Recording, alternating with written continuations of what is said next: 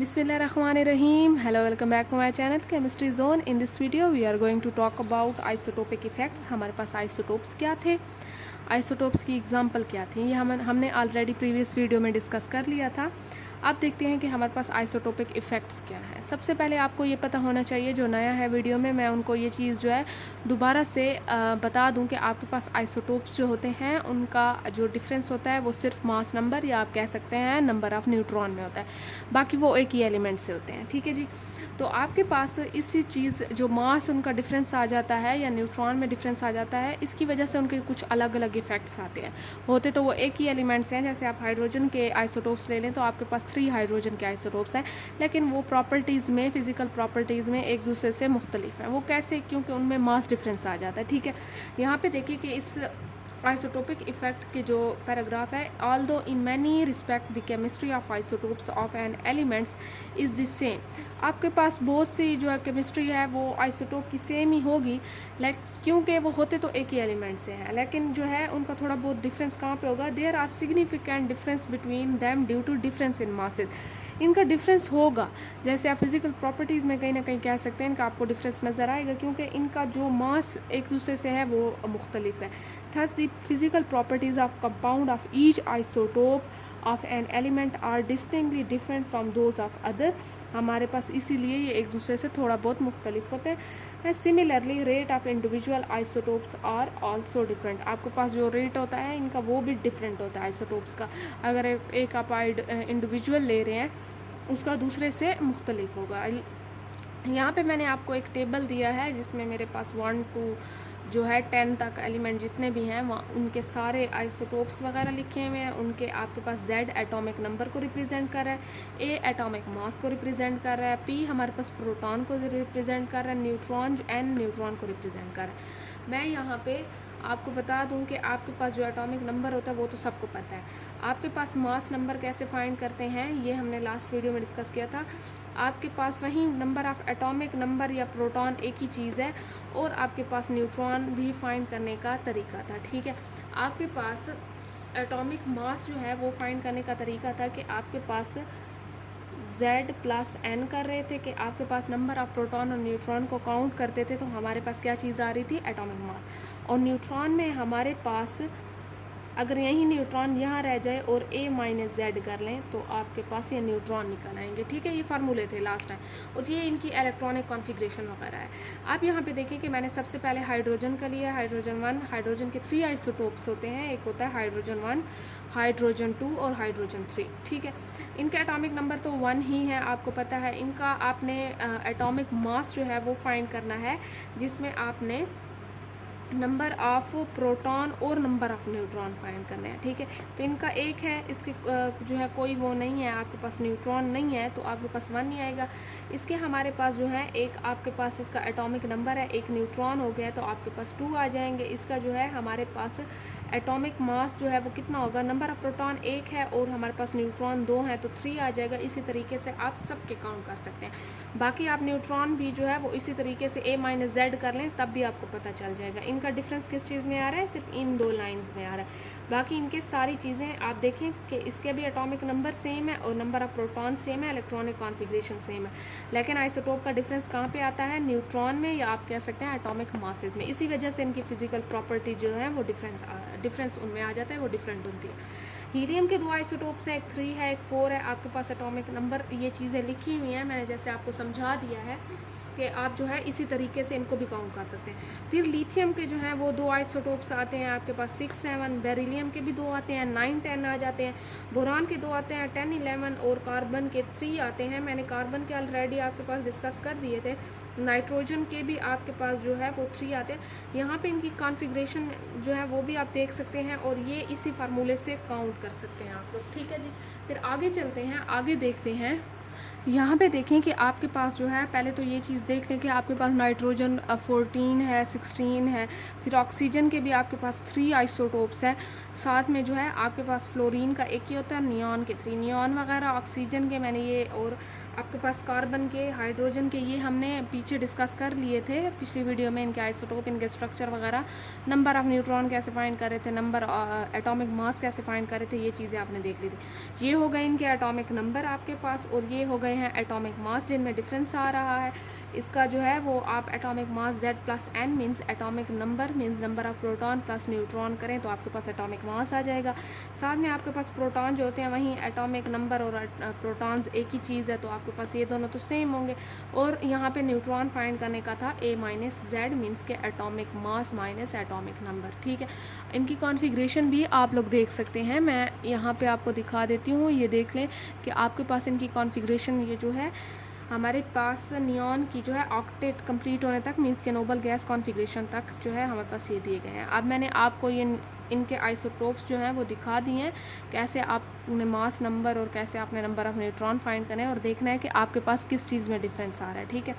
यहाँ पे देखें कि आपके पास जो है the difference in isotope due to mass difference are term as isotopic effect. जो आपके पास डिफरेंसेस आप नोट कर रहे हैं किसी आइसोटोप में और वो डिफरेंस किस चीज़ की वजह से आ रहे हैं, वो मास की वजह से आ रहे हैं, हम कहते हैं कि ये आइसोटोपिक इफेक्ट है।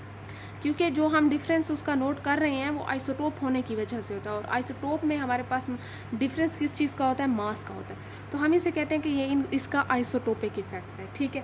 The isotopic effect show up clearly in the isotope of hydrogen. आपके पास जो आइसोटोप ऑफ हाइड्रोजन जो है, आपके पास 3 आइसोटोप थे, लेकिन यहाँ पे इन्होंने 2 दिखाए हुए हैं, प्रोटियम और ड्यूट्रियम। तो इन दोनों में जो भी डिफरेंस आता है इससे हम क्लियरली शो कर सकते हैं कि ये आइसोटोपिक इफेक्ट है, ठीक है। The difference in physical properties of water from ordinary hydrogen और heavy hydrogen are listed below. आपके पास ये फिजिकल प्रॉपर्टीज़ दी गई हैं जिसमें मॉलिक्यूलर मास दिया गया, डेंसिटी दी गई है, मेल्टिंग पॉइंट दिया गया है, बॉइलिंग पॉइंट दिया गया है। आपके पास ये एक ऑर्डिनरी वाटर का और एक हैवी वाटर का दिया गया है, ठीक है। आपके पास जो है ये आप नोट कर सकते हैं कि इन दोनों में कितना ज़्यादा डिफरेंस है। तो ये चीज़ जो है, ये डिफरेंस किस चीज़ की वजह से है, आपके पास ये डिफरेंस इस चीज़ की वजह से है कि आपके पास ये आइसोटोप्स हैं। आपके पास ये ड्यूट्रियम जो है ये है और ये आपके पास जो है प्रोटियम है। तो इन चीज़ों के मास नंबर की वजह से आपके पास खुद देख लें कि आपके पास जो ऑर्डिनरी वाटर होता है उसका तो चलो 18 ही होता है अगर आप मॉलिक्यूलर मास निकालना चाहें, लेकिन आपके पास अगर ड्यूट्रियम का आप चेक करें तो आपके पास क्या होता है, ज़्यादा हो जाएगा, क्योंकि ये हैवी वाटर है, ठीक है। अगर जिसको मॉलिक्यूलर मास वगैरह काउंट करना आता है तो उसके लिए तो बहुत आसानी होगी, ठीक है। आप डेंसिटी वगैरह भी चेक कर सकते हैं, मेल्टिंग पॉइंट, बॉइलिंग पॉइंट वगैरह हर चीज़ आप वो कर सकते हैं। आप मेल्टिंग पॉइंट देखें ये 0 पे होता है और बॉइलिंग 100 पे होता है, लेकिन ये 101 मीन्स के 101 पे होता है और ये 3.82 पे होता है। यहाँ पे 1 पे होता है तो ये 1.105 पे होता है। आप देख सकते हैं कि हैवी वाटर में कितना ज़्यादा डिफरेंस है। अब देखें, आगे देखते हैं। अच्छा जी, फिर देखें आपके पास जो है वो कहते हैं कि the isotopic effect are also exhibited by difference in the reaction of 2 isotope of hydrogen. आपने जैसे देखा है कि आपके पास 2 हाइड्रोजन के आइसोटोप्स थे, उनमें डिफरेंस आ रहा था और हमने वो चेक भी किया है उनकी फिजिकल प्रॉपर्टीज़ को देख के। Under the similar conditions, the reaction of heavy isotope with chlorine is about 6 times slower than that of lighter isotope. अगर आप एक चीज़ नोट करें कि हमने उनकी फ़िज़िकल प्रॉपर्टीज़ डिस्कस की हैं, पीछे देखें कि आपके पास जो हैवियर वाटर था उसकी थोड़ी सी ज़्यादा थी, उसकी वैल्यू ज़्यादा थी एज़ कम्पेयर टू आपके पास ऑर्डिनरी वाटर के, ठीक है। लेकिन अगर हम इनका मज़ीद रिएक्शन चेक करें क्लोरीन के साथ, तब भी आपको डिफरेंस नज़र आएगा कि आपके पास आइसोटोप में क्या डिफरेंस है। लेट्स सपोज मैंने क्लोरीन के साथ जो है वो हैवी को उसको किया है, हाइड्रोजन को, मीन्स कि मेरे पास जो है ड्यूटेरियम को मैंने किया है, तो आपके पास DCl बन गया है और साथ में सिर्फ जो है आपके पास सिर्फ जो है हैवियर आप कह सकते हैं हाइड्रोजन आ गया है या मेरे पास D आ गया है, जिसका रिएक्शन आपके पास स्लोअर है, ठीक है जी। फिर देखें कि आपके पास मैंने क्लोरीन को दोबारा से जो है ऑर्डिनरी हाइड्रोजन के साथ जो है वो रिएक्ट करवाया है, दोनों गैसियस स्टेट में है। मेरे पास HCl बन गया, H आ गया, लेकिन ये रिएक्शन फास्टर है। तो आप इनका फास्टर और स्लोअर को देख के ही बता सकते हैं कि आपके पास आइसोटोपिक इफेक्ट कितना ज़्यादा आ रहा है, ठीक है जी। फिर देखें कि the difference in reaction rate is also explained by the fact that covalent bond formed by deuterium is slightly stronger than the corresponding bond with the ordinary hydrogen. आप देख सकते हैं कि ये स्लोअर है, ये फास्टर है, तो आप कह सकते हैं कि आपके पास ड्यूट्रियम का जो बॉन्ड है वो स्ट्रॉन्गर है, इसीलिए आपके पास ये रिएक्शन स्लो हो जा रहा है। आपके पास हाइड्रोजन का बॉन्ड वीकर है, इसीलिए ये रिएक्शन जल्दी से जा रहा है या आप कह सकते हैं कि फास्ट जा रहा है, ठीक है जी।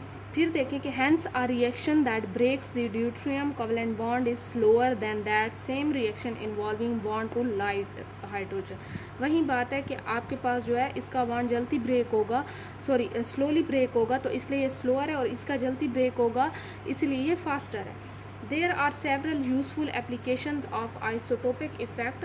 One method of separation of isotope of hydrogen depend upon the fact that electrolyte of heavy water is slower than the electrolysis of normal water. आप देख सकते हैं कि आपके पास इसकी तो बहुत ज़्यादा एप्लीकेशन है आइसोटोपिक इफेक्ट की।